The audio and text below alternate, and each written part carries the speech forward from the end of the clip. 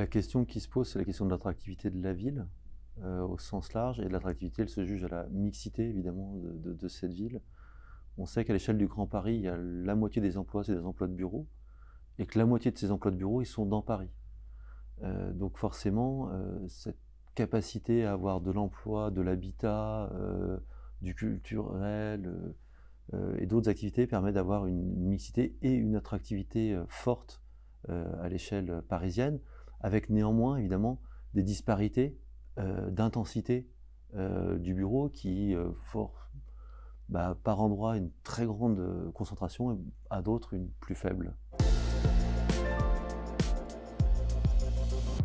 La spécificité parisienne à cela, c'est effectivement cette mixité fonctionnelle qui est souhaitée, qui est recherchée, qui est même promue dans les stratégies et dans les aménagements de la ville de Paris, et qui se traduit par aujourd'hui une super attractivité, si on peut dire, du centre parisien.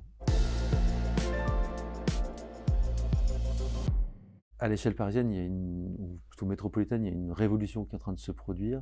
Il y a 168 gares qui vont arriver dans le Grand Paris entre 2020 et 2030, gares de métro, gares de tramway. Donc on voit une révolution complète de la façon de se déplacer en Île-de-France, en tout cas dans la zone dense de la métropole.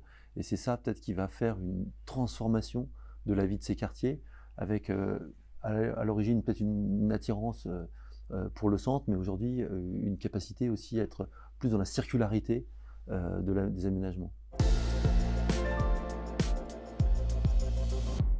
La difficulté du QCA, finalement, c'est que la super attractivité du QCA, qui est cette mixité dont on a parlé tout à l'heure, la mixité fonctionnelle, en fait, plus on est super attractif, plus on va dans la monofonctionnalité, parce que c'est assez logique. Donc le risque du QCA, c'est de devenir monofonctionnel. Aujourd'hui, il y a 9 emplois pour un résident dans le QCA. C'est évidemment un rapport qui met en danger la spécificité même de pourquoi on aime ce quartier. Donc c'est ça qui est intéressant, c'est la rebascule dans l'autre sens. Et donc ce rééquilibrage métropolitain, il participe à cette volonté finalement d'avoir une mixité plus forte dans des quartiers où il n'y a pas assez de bureaux et dans des quartiers où il y a peut-être trop de bureaux. Nous, ce qui nous intéresse, c'est de regarder effectivement cette évolution géographique dont vous avez parlé, qui est une évolution de société très, très, très forte. C'est-à-dire que l'histoire du bureau à Paris, elle suivait une histoire du résidentiel aussi à Paris, qui était plutôt... j'étais étudiant dans le centre de la ville, et puis progressivement, j'allais me déplacer vers l'ouest, et j'allais travailler à l'ouest, mais aussi habiter à l'ouest. Une espèce de parcours de ce type-là. Et aujourd'hui, ce parcours, il est un petit peu bouleversé, avec des nouvelles générations dont le but n'est pas du tout d'aller faire ce parcours résidentiel, mais d'avoir un parcours résidentiel qui est plutôt dans le centre de Paris, voire dans l'est de Paris. Et donc ce dont vous parlez, c'est que le bureau, en fait, il suit cette évolution, donc une stratégie géographique un petit peu inverse de la dynamique des années précédentes. Il y a peut-être plusieurs questions dans la question, mais en tout cas, il y a une chose qui est le comment on arrive dans son bureau, où là on voit une révolution extrêmement puissante, notamment des mobilités douces. Donc comment on va pouvoir garer simplement son vélo et comment on va pouvoir le stationner finalement. Donc ça, c'est un changement de comment j'arrive au bureau. Aujourd'hui, c'est plus de 20% d'augmentation en transport modal vélo, donc c'est quand même très important. Et puis la deuxième question, c'est effectivement quand j'arrive dans mon bureau, comment mon bureau, il est aussi pas qu'un bureau, mais aussi un lieu peut-être ouvert aux autres. On voit notamment une stratégie assez puissante sur les rez-de-chaussée. Donc comment les rez-de-chaussée deviennent des lieux ouverts, comment les RIE deviennent des lieux ouverts au public, comment on peut, finalement, on rentre dans un bureau, on ne sait pas si c'est un café ou un bureau, ou si c'est pas un hall d'hôtel. Donc ça, c'est vraiment intéressant. Après, dans les étages, évidemment, c'est un peu plus compliqué pour des questions évidentes. Mais le bureau, il a toujours été un peu en avance sur son temps, parce que c'est l'actif immobilier qui bouge le plus vite. Ce qui est assez logique, c'est celui sur lequel il y a plus de pression économique. On sait qu'en moyenne, la restructuration lourde d'un actif, c'est 25 ans.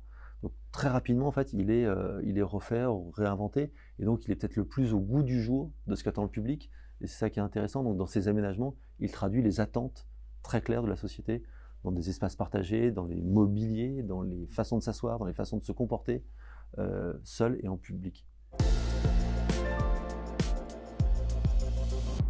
Ce qui permet de les faire évoluer plus, c'est la mixité du quartier, ça c'est sûr. Après, sur les bâtiments en eux-mêmes, on voit qu'aujourd'hui, les acteurs de l'immobilier ont une capacité à réinventer à peu près tous les patrimoines pour tout type de fonction, que ce soit du patrimoine moderne, du patrimoine contemporain ou du patrimoine historique à Paris. Le patrimoine haussmannien, qui il est vrai, a beaucoup changé de fonction. En fait, on a cette capacité à s'insérer dans tout type d'enveloppe et à réinventer le programme qui correspond le mieux à cette enveloppe.